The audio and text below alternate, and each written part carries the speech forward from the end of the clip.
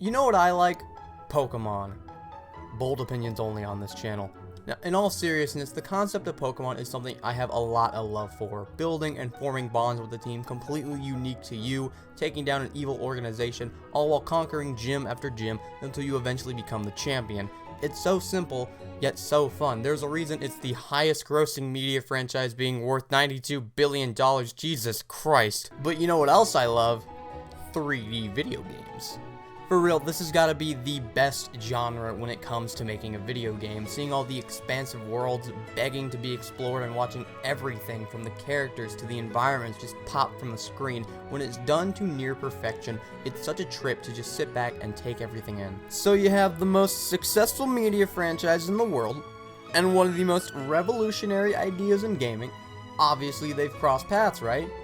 Well, yes, duh, but it's not as simple as that, not as mainstream as you might think. You see, the relationship between Pokemon and 3D is a bit of an interesting road, per se. It's not a completely straight shot, it's a little bumpy, weaves in and out a bit, so today, why don't I go through all of the 3D Pokemon games, or almost all of them, prior to Gen 6, and try to explain what I mean. Also, these won't be comprehensive reviews, just brief summaries, along with my opinions on the ones that I have played, because I haven't played some of these. Okay, let's go!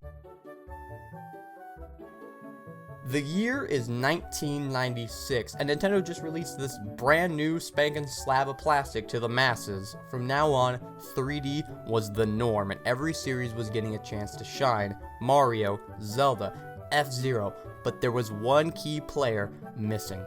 It's Pokemon Stadium, right? That's the one? BAM! Pokemon Stadium, coming out on August 1st, 1998, finally gave us Pokemon in 3D. Oh my god! Never before had your favorite Pokemon looked so good. Not that they looked that great in the first place. Multiple fluent animations for each Pokemon, the ability to transfer your own Pokemon from a Game Boy cart to Stadium, allowing you to see your team in eye-catching 3D, topped off with action-packed battling. And more. This game is just battling. Oh my god. As cool as it was to see all these Pokemon duke it out in 3D, that's all they do. Part of the fun of Pokemon is traversing the world, you know, getting a lay of the land and seeing a story unfold until everything was discovered. This game has no overworld, has no story, it's just battling. And if you're unable to transfer your team to Stadium for whatever reason, then you're stuck using rental Pokemon, which are infamous for having horrible movesets. You see, in order to make every Pokemon viable, they gave the better moves to worse Pokemon. Kadabra got Psychic, while Alakazam got Psybeam. Ivysaur got the always crit Razor Leaf, while Venusaur is stuck with the 2-turn attack in Solar Beam. This, combined with the fact that these Pokemon couldn't level up while the enemies gradually got stronger, made battling become a genuine chore that would often come down to luck being the deciding factor when you win. A game that really only served as a means to get Pokemon into 3D, and that's about it. Hey, I got a question for you. Have you ever wanted to talk to Pikachu, except it sucked because he wouldn't listen to a single word you said? Well, if I got a game for you! Hey You Pikachu came out December 12th, 1998 with one selling point in mind: being able to talk to Pikachu. I'm gonna talk to the Pikachu. I can't pay electric bill. The game came with this microphone that would allow you to say certain phrases that Pikachu would understand, theoretically allowing you to control him verbally in order to complete the objectives you were given in the missions of the game, such as finding the right ingredients for a soup or babysitting Caterpie. However, Pikachu is a bit of a ditz who really only listens when he feels like it, making what you tell him more of a suggestion rather than a command. The main selling point is this game's worst feature. The technology needed for this kind of game just wasn't there yet, leaving this game aging worse and worse day after day. It's a shame too. It's a great concept, one that just needed more time to be fully fleshed out and working. Hey, I got a question for you. Have you ever wanted to take pictures of Pokemon and have it be regarded by many as one of the best spin-off games in the Pokemon franchise? Well, if I got a game, Pokemon Snap, coming out on March 21st, 1999, is an on-rail shooter where you take shots of Pokemon in various locations. Candid shots, that is. This game, while simple in what you're doing, as I said before, is regarded as one of the best spin-off games in the franchise. Heck, I bet some would say it's up there for the best games on the N64. and even though I haven't played it myself, I can see why people would say that. It's a cool concept, being taken on these trips through caves, beaches, and other places in the Pokemon universe, seeing the Pokemon roam free and live their lives separate from the constant battling we normally see them in. It seems like a nice change of pace, to just sit back, relax, and snap some shots of Pokemon. And hey, I guess Game Freak agrees, since they're coming out with a sequel on the Switch very soon. So I think it's safe to say that this is definitely a fan favorite. And to round out the lineup of N64 titles, we have Pokemon Stadium 2 coming out on December 4th of 2000.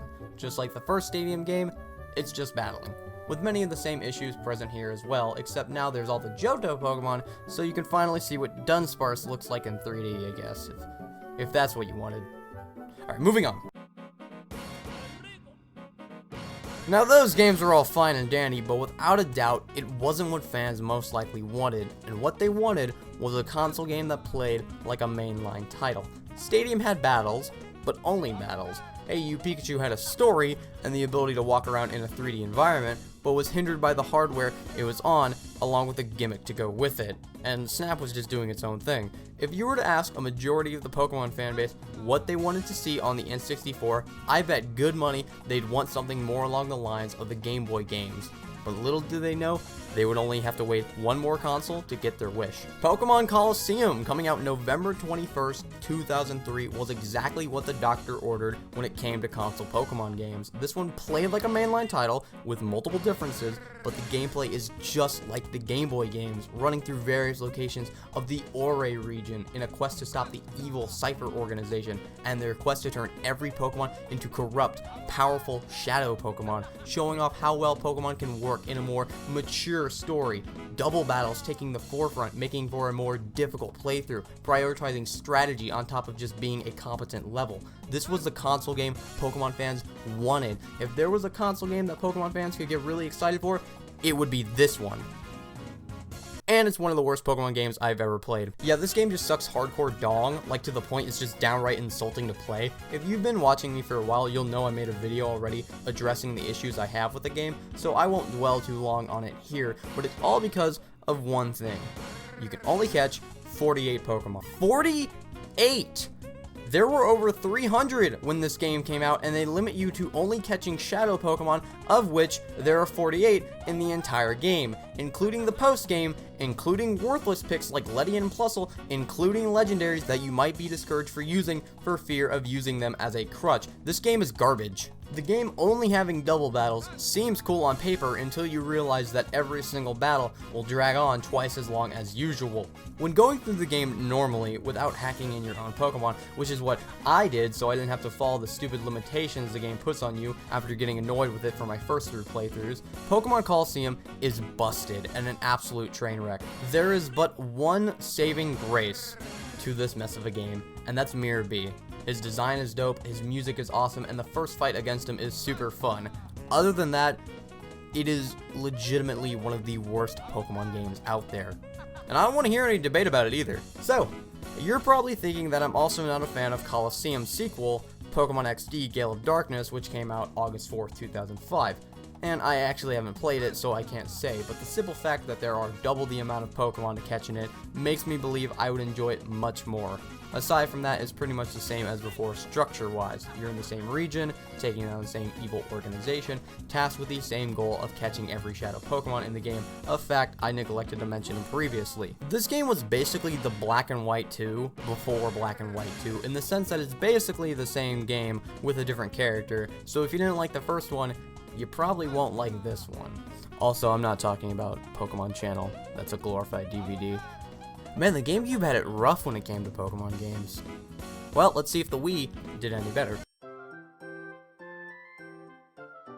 The Nintendo Wii, a console that sold over 100 million units, no doubt would benefit from a few Pokemon games released for it. So, how did the multi-billion franchise make its debut for the system? Did they come out with a sequel to XD, adding on even more Pokemon to catch, maybe having some motion controls to simulate catching a Pokemon, playing with a Pokemon? How did this multi-billion-dollar company make its first impression on this brand spanking new console? Oh. This, ladies and gentlemen, is Pokemon Battle Revolution, aka Stadium, but worse. And I say that because just like Stadium, it's just battling, except this time, there's more than double the Pokemon from Stadium, with only a handful being selectable as rental Pokemon. At the beginning of the game, if you can't transfer your own Pokemon, you're given the choice between a Kanto team and a Sinnoh team, and aside from a few other rental teams you can get later on, that's it. This game's only real purpose is for it to be used during tournaments, something more visually interesting to look at. I also bet it's just easier to set up. Instead of having to hook a DS to a screen, they can just use Battle Revolution. At least the animations are good, a staple of these games. Next up is Pokepark Wii Pikachu's Adventure for the Wii. Shocker. A 3D action-adventure game coming out December 5th, 2009. In this game, you take control of Pikachu, another shocker. After having fallen down a hole that leads to Pokepark, are tasked with collecting the pieces of the Sky Prism, which have scattered all across the various locations in Pokepark, as well as befriending every Pokemon along the way. Befriending Pokemon can be done by battling them, playing tag, hide and seek, or various other activities. While this game is definitely targeted towards a younger demographic, there are some things that everyone can enjoy. It's colorful, simple, and the ability to battle in a fully 3D space had never been done before. The only real downside is that you can only play as Pikachu outside of the minigames, a missed opportunity, one that could be fixed with a sequel. And speaking of sequels, Pokepark 2 Wonders Beyond coming out a whole 2 years after the first game on November 12th, 2011. Now this one I actually have played, and I can say for a fact that it is a great time. Just like the last Pokepark, the game is all about making friends in various locations, except this time, instead of collecting pieces of a Sky Prism, you're tasked with taking down a group of evil Pokemon who run the Wish Park, a place where Pokemon are forced to play forever, and leaving is almost impossible. Probably the biggest update to this game are the extra characters you can play as. Oshawott, Snivy, and Tepig all join you on the adventure, and they each play differently enough to warrant having a favorite. I brought it up with the last game, but the real selling point is the 3D battles, which do not disappoint. While they're not very prevalent, as there are other ways Pokemon will want to be befriended, which are the same ways as the last game, you know, tag, hide and seek, all that jazz, the battles are just so fun. You're given a combo attack, a range attack, and a special move, and every battle, aside from a select few, take place right in the overworld. It gives it such a coherent transition. There's no arena. Where you talk is where you fight, and that also means it can end up anywhere. I remember when I fought Raichu in the square, and he hit me so hard I flew back and landed in the fountain where we continued to duke it out. It just made the fights feel so much more real, because much like a real fight, it can get a bit chaotic. It was like the battles you would see in the anime where they would jump all over the place and use the environment to their advantage. It was really fun, and it still is. Without a doubt, the battles are the best thing about this game, and I'd argue worth the price alone. It's just something that really hasn't been done before or since, aside from Pokken Tournament, but that's just an arena fighter with no story to go with it. Well, I guess that's everything. 2 years after Pokepark 2, the mainline Pokemon games went fully 3D with the release of Pokemon X and Y, and haven't looked back since. You know, it's a bit bittersweet. Aside from Pokemon Snap, all these games have kind of fallen by the wayside, but they all had promise. The Stadium games and Battle Revolution showed how amazing Pokemon battling could look in 3D, but that's all it was. Hey You Pikachu was going to give us the ability to talk to Pikachu and experience the Pokemon world like never before, but it didn't work. Colosseum and XD gave us a glimmer of hope with the gameplay of Stadium and a story to go with it, but they're bogged down by all the limitations you're forced to abide to. XD less so, but it still suffers of it. And as much praise as I gave the Pokepark games, and as much fun as the battles are, they are made for a much younger audience, meaning that overall enjoyment will vastly differ from person to person, which is reflected from the reviews these games got. You know, maybe one day we'll get some extraordinary Pokemon game that combines the best parts of these titles, the battles of the Pokepark games, but with a larger selection like the Stadium games, and an intriguing story like the Colosseum series. It would be glorious, and we'd have these titles to thank for it. But until then, I'll just sit and hopelessly wait, because we know Game Freak wouldn't do that in a million years. But with that all said, I'm Easily Easy, and I'll see you next time. Also, real quick, thank you for 3,000 subscribers. I didn't realize that I would get from 2,000 to 3,000 so fast. You know, by the time I made the 2K video, I hit 3K the next day, so I was a bit late to the party on that one. Or maybe I just couldn't get there early enough. Who knows? But, you know, let me know. What was your favorite of these games that I talked about? And how much do you hate me for crapping on Colosseum? Because I know it definitely has its fans. But that's pretty much it. Subscribe. Keep watching my stuff. And yeah, thank you. Thanks a bundle.